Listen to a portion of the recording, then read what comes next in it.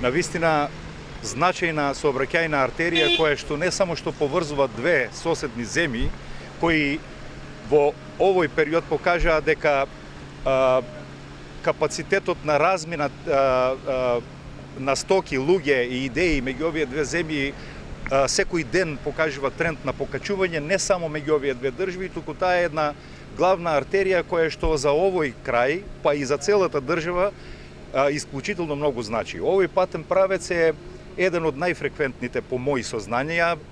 Некои податоци неофицијални кои јас ги имам зборуваат дека во 2017 година повеќе од 750.000 премини преку овој граничен премин се случиле, а за 2018 година повеќе од 850.000. Значителни бројки кои што зборуваат за растот на размена пред се на овие две држави, но секако и некои други држави кои што го користат овој патен правец за дотор на стока, туризам и така натаму.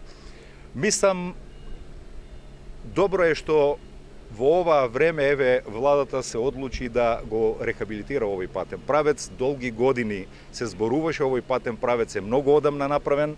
Сите бевме сведоци за неговата истрошеност.